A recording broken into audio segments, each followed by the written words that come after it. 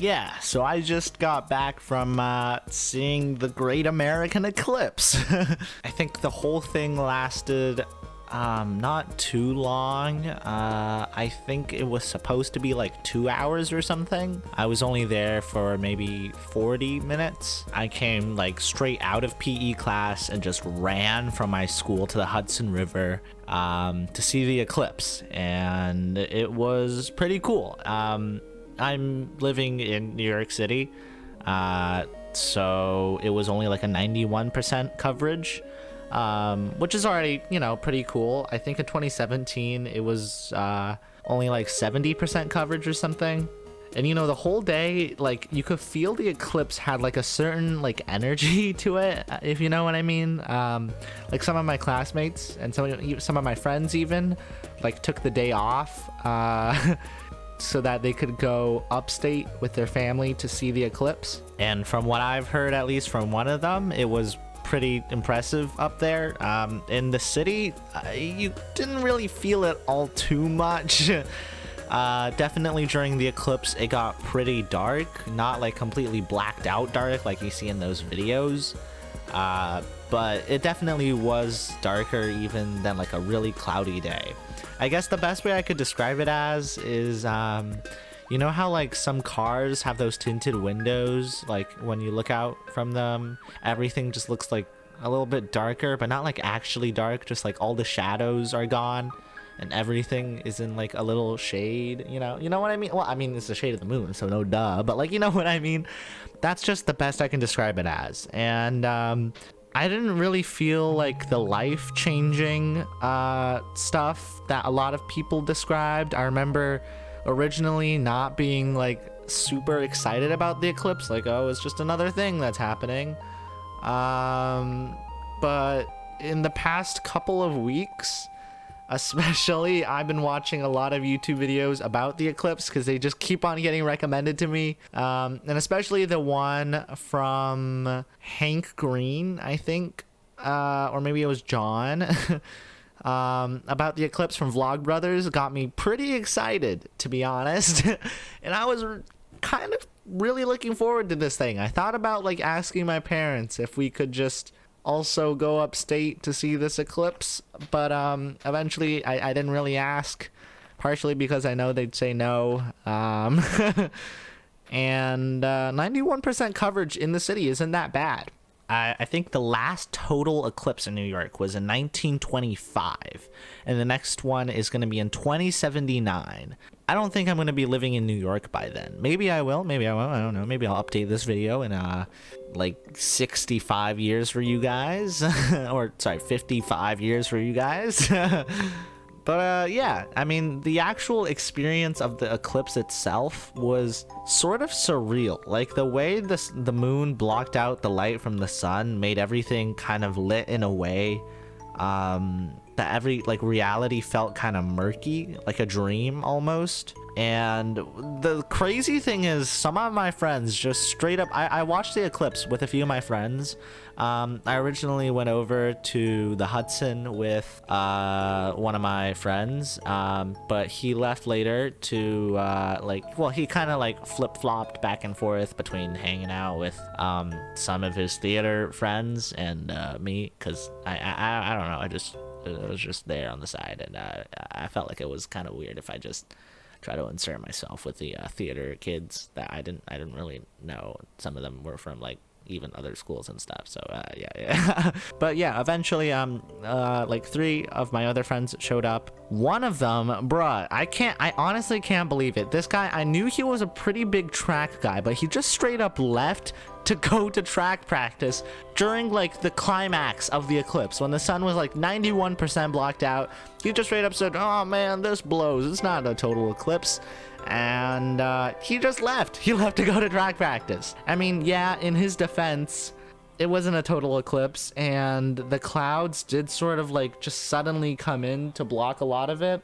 So most of the total eclipse-y part and stuff was just blocked out. You couldn't really see the sun at all through the eclipse glasses.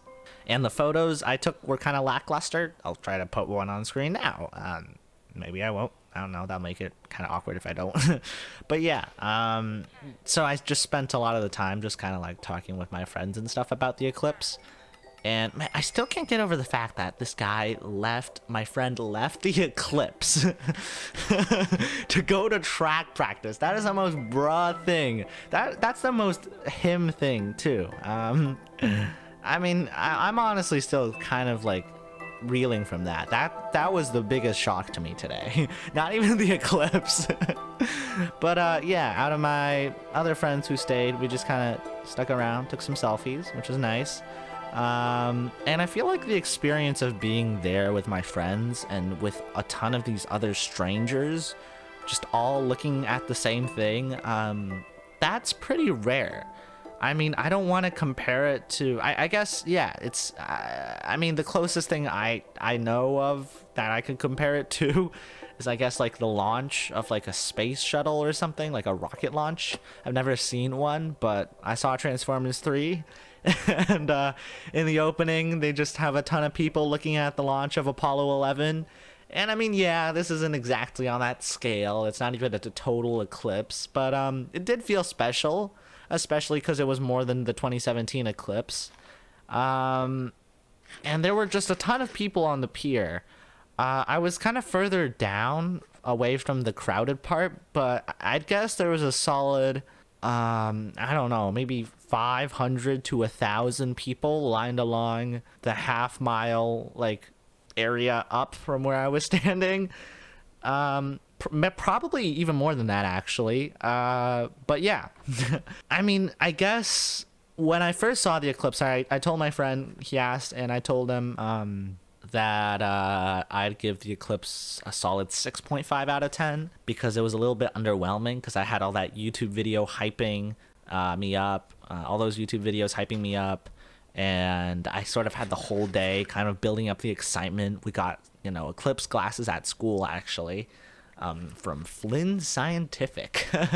And I remember in PE, I was kind of worried that I'd miss the eclipse because of PE, but they cut PE short. It was only like 25 minutes instead of the usual 50, and I just ran to see the eclipse. I tried to take some photos on my camera, but I realized that you need like a special shade filter thing. I always kind of knew that, but I figured that during like the peak of the eclipse, when the moon was almost totally blocking out the sun, it wouldn't really matter and I'd be able to take some photos. But the clouds were covering it, and it was still bright enough that you definitely still needed, to wear protection. Yeah, so I guess that kind of made it a little bit underwhelming. But there were definitely some cool parts. I mean, I didn't really see, like, I remember I saw this Minute Earth video that talked about like animals acting strangely and dogs barking and the birds going silent and ducks suddenly squawking and stuff. And the only kind of weird thing I heard was like at the pier where we were, my friends and I heard this like weird like dinging sound, like a ding ding ding ding, like that, just over and over again, coming from somewhere underneath the pier, from the water, and none of us could really figure out what it was. There was like this weird sound before that too. I don't really remember what that sound was, but we were like, haha, the Queen's rebooting or something. And then one of my other friends was like, oh, it's the Jesus coming back or whatever. Yeah, it was, needless to say, it was not the Queen rebooting, and it was not Jesus coming back. But yeah, the water, I feel like, I don't know if it was because a boat passed through, but I've personally never seen this before. I mean, I'm not by the pier much, I'm not by the river much, but the water next to where we were, while the moon was like passing over the sun, the tide came in and the waves were kind of square, is best how I could describe it. I took a video of that in like the dinging. Might put it here, or I might not, because I think some of my friends were talking in the background and I don't really want to just put them on the internet. Yeah, because they don't really know about this channel. Some of them don't, and I'm not sure if I'm ready to tell them about it yet. Yeah, but I don't really know what that was. Maybe it was just a boat. Maybe it was somebody just messing with us, or maybe it was really Jesus rebooting. But yeah, that was kind of the only surreal or supernatural, I guess, if you call it that, thing that happened. Um, but yeah, I still feel like the most surreal part was just like the lighting and just all those people there all looking at the same thing. And I mean, it's kind of surprising how quickly just people got sick of it after the peak, like pretty much just a minute or two after people started leaving, or even just 30 seconds after, when this cloud started obscuring it a little bit, people just started leaving.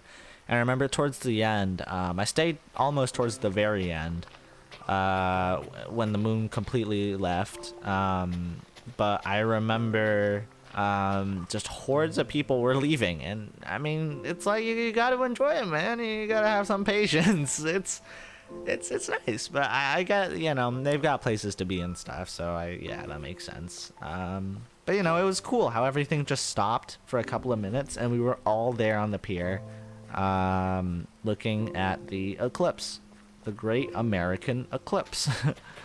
Yeah, those were just basically my like thoughts, my initial thoughts. Gosh, it's already been 2 hours since I went to see the eclipse. Although it didn't really change my life or anything, it's definitely something that I'm gonna remember. And now I do want to see a total eclipse. I think the next one that's gonna hit the US is in 2044 or something, but it's not gonna reach New York. I think it's gonna be further in the south. Maybe I'll be able to catch that one. I don't know, but yeah. Yep, thanks for watching. Like and subscribe, that's pretty much all I had to say, and I'll see you later. Adios.